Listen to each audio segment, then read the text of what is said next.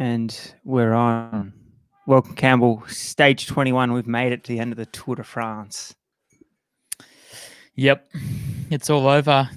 They made it to Paris. A lot of people thought that was probably going to be the biggest struggle of all. I guess that whole chat kind of fizzled out the closer we got to Paris. And yeah, I mean, as a supporter, I'm glad we got to see it. And I really enjoyed this tour. I think it's probably the most live stages I've watched, and yeah, thoroughly enjoyed it. It was an interesting feeling I felt yesterday with Pogacar riding onto the Champs-Élysées with yellow. It was just I don't know, it was just a bit weird. What do you mean? I still can't wrap my head around his performance. I think that's going to take a while for people to wrap their heads around that performance, the TT. And it just felt weird. Like, I don't know. There was Roglic there. You're like, Roglic was riding on the Champs-Élysées in yellow.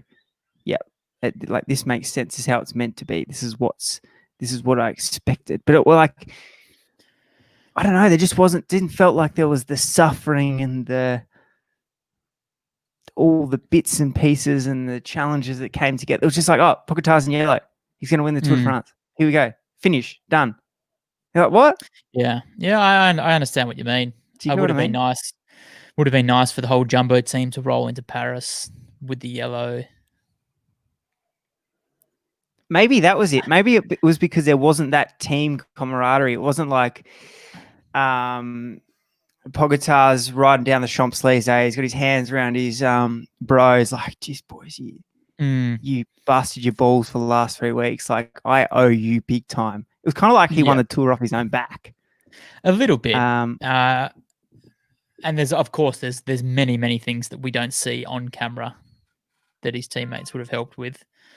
But you felt like, I mean, obviously there's been a Sky dominance over the last 7 or 8 years. So it's kind of shown that you need a strong team to win the Tour. And this was just completely different. It was just a guy essentially doing his own thing, had some bits and pieces along the way, but really, this was all him. He did whatever he wanted. He did whatever he wanted. And I mean, look, maybe still because it hasn't quite sunk in, but was it genuine disbelief? Like, he just still can't believe that he won the Tour, or he's just like, this is just all part of the process. Like, I knew I was going to win the Tour. Like, compared to like Sam Bennett winning the stage last night, like that emotion is what it's all about. Like, that's a guy that's 30 years of age. He's been grafting. He's like been racing with Am Post, almost pulled the pin, as where this guy's 21 and he's won the Tour de France. Like, it seems like he just hasn't had that same graft to really recognize what you've achieved.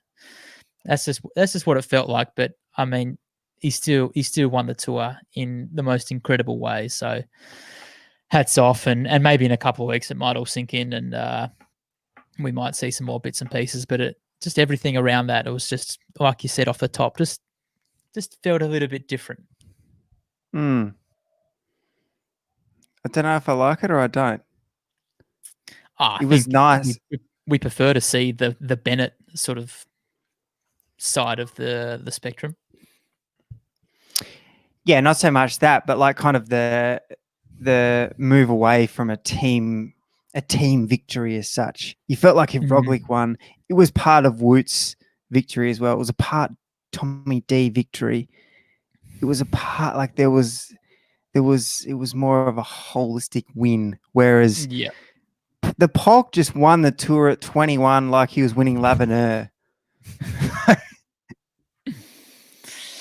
Like, because that's it. That's what you see L'Avenir. Like, riders win because they're that good. They're that much better than everyone else. You can do it off your own bat. Oh, that's essentially junior underage racing. I mean, there's a little bit of team support, but at the end of the day, it's just the strongest kid that wins, and he's just that strong. He can just do it in the Tour de France as well. But I saw today ridiculous he's paying $2 to win the 2021 Tour de France. What's burnt out? I think it was like $2.30 or something. Ah, jeez. I mean, if you That's do that's punt some on of the cycling, worst punting you it's a possibly nightmare do. sport. You wouldn't do it, but I mean, 12 months out, and he's already the short favorite. It's crazy. But anyway, last night it was nice to see the Tour de France come to an end, and always cool seeing them come into Paris up the Champs. It was different this year. No crowds really at all. So that was a little bit different, but still, it must be so cool coming into Paris, riding through the streets like that. It must be unreal. Should we touch on the sprint? Yeah. Wow. I just saw the last two laps, or the last lap, last 8K or something. You really needed to watch. Yeah.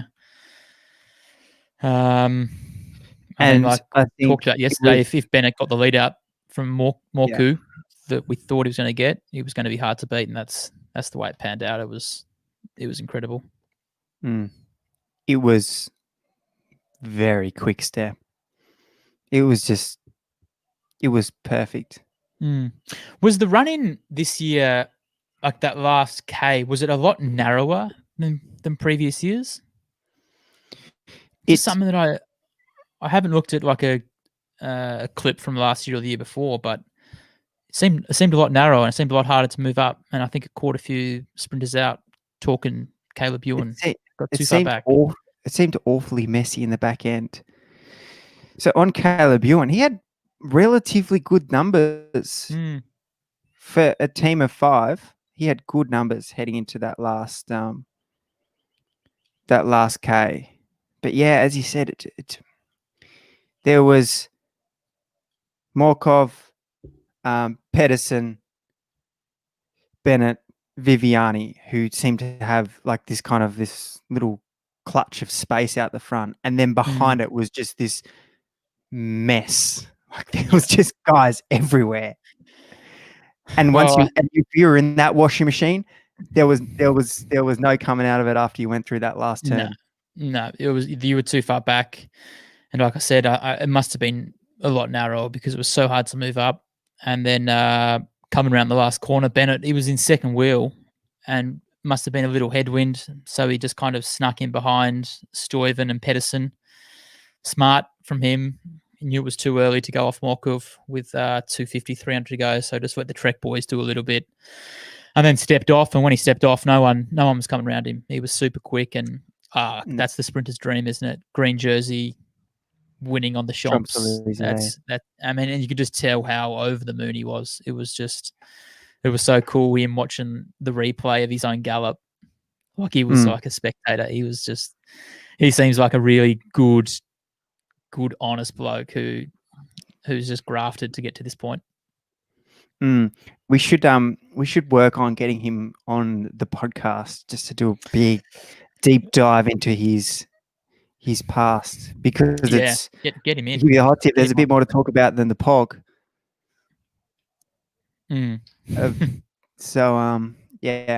think it was really good to see. Really good to see. And I think, like we talked about, it was either Caleb's the quickest guy there, but he's got to get to the finish. Morkov does a doozy of a lead out. Bennett wins. And my boy Christoph, he was sniffing. He was around the bar. Yeah. It's a good sprint for him. On the pave, big body, clearly good energy in the gym. Reference UAE, so he was up for it. Couldn't quite put the cherry on top, but still a 10 out of 10 from them. And I'm sure we'll get to it at some point when it all kind of settles down. But just coming from the depths to take the yellow jersey, and it was just the pictures of the UAE, the traditional team photos rolling out of town on the last stage, just seemed a bit weird. Who are these guys? Like, what have they been doing? Imagine 2 years ago going, UAE are going to be winning the yellow jersey at the Tour de France. Like, crazy. Yeah, it's crazy. I mean, this kid is redonkulous. So, who knows what we're going to see in the next couple of years. Viviani Good to and see Sagan. Richie jump onto the podium. Yeah. Properly, like, they still race. They still race in Paris. It would be a Richie thing for like something to go wrong. It would. And then I'm sure Richie would say the same about himself. I don't reckon he was 100% relaxed until he crossed the finish line for the last time. But you could tell how pumped he was. He's like, boys, let's get the masks off. Let's have a photo with our faces. He was the one that instigated that. I don't think if he hadn't have done that, they wouldn't have done it. But he just knew that in 20, 30 years' time, when he's looking back at the photo, he doesn't want the mask on there. So I thought that was pretty cool that he was in the moment, and he got that photo on the Champs. Yeah, a lot of energy back in Tasmania. Launceston continues to produce some of the world's best cyclists, and yeah, it's good. I guess it wouldn't have been till about 4 o'clock this morning, but hopefully there's some good coverage in the local papers tomorrow. I mean, I'm almost talking back page, really. As in second Australian. I'm talking like of course. Talking the Herald Sun and Age, or the Examiner will clean out everything. It won't even have a news section at the front. It'll just be the Richie Port magazine. Yeah, I'm not talking the Tasmanian papers. I'm talking the Age, the Herald Sun, etc. He might even get a start down in swanky Hobart in the Mercury for that performance. I reckon it could be a Mercury back page. It'll be an Examiner front and back, and inside and magazine excerpt. You'd think you'd hope it. Yeah, with the big papers, it has to be. It has to be back page, doesn't it? Not like Collingwood finish 7th and make finals. Like, give me a spell. Hang on, I'm pretty sure I saw.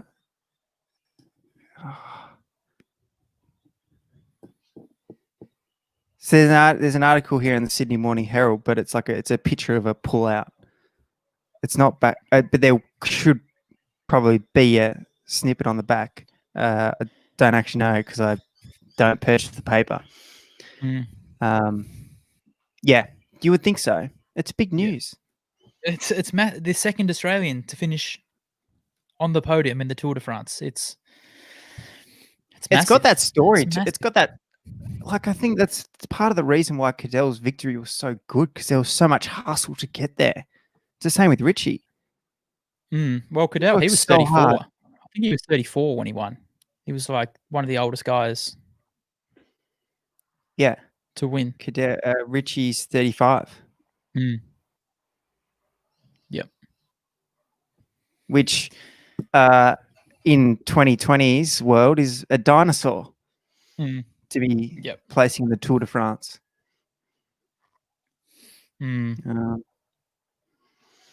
Yeah.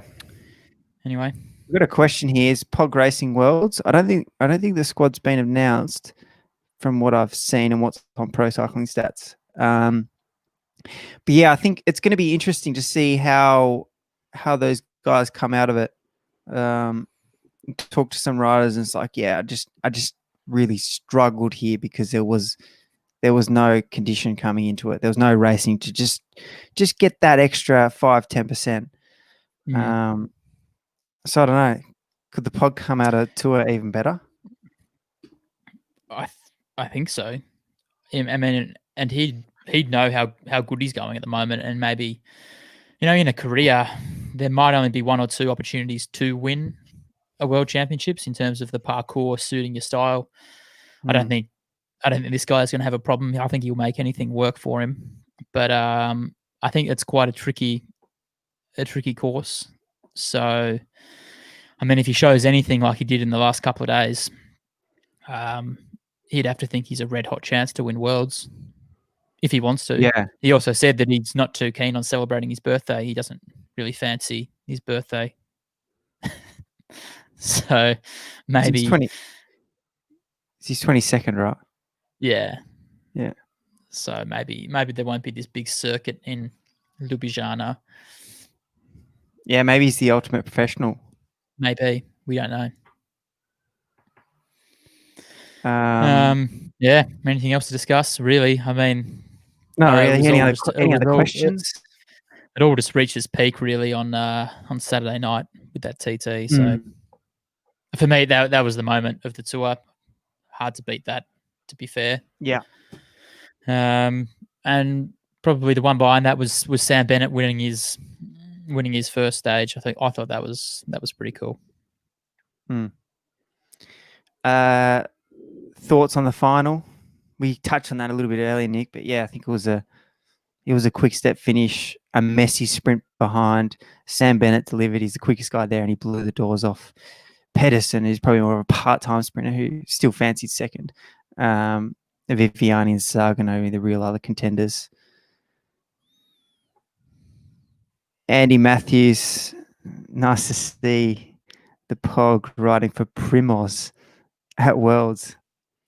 Yeah, that dynamic is fair. Oh, they seem like genuine buddies. They seem like bros, yeah. Primoz seems to have recovered a little bit emotionally from the other day. Our guest later on will be able to really give us some insights, Albie, into what it's like to come so close in a Tour de France and not make it. But we'll touch on with him shortly to see what it's like to bounce back. He hasn't confirmed, but I'm going to announce it anyway. We've got Cadell Evans coming on the podcast tonight. I think we're penciled in for 6 p.m. waiting for confirmation. So stay tuned for the next podcast. Should be out later this evening if all goes to plan. But as you well know, Campbell, Cadell's still an athlete, so who knows what will happen. But he's penciled in for 6 p.m. tonight. I've gone early. I'm confident he'll pull through. And there should be a podcast in your inbox late tonight, tomorrow morning, with the Australian winner of the Tour de France to discuss. I'm real keen to get his insight of that second place, what it means after that. Yeah, it'll be interesting. Yeah. Thanks, Alex. I've enjoyed these over the last 3 weeks. Yeah, it's been good. Thanks everyone for tuning in. Thanks for the comments. I think we'll continue to dabble in these live ones. Maybe we might get Max Gorn back for a full tour unpack rating of each of the teams. Get him on board. He loves a good ranking. And yeah, Sure, he's got plenty of time up his. That up. He's got plenty of time up his sleeve the next couple of months as well. Yeah, exactly. All right. Thanks all. Thanks, Campbell. Chat to you soon.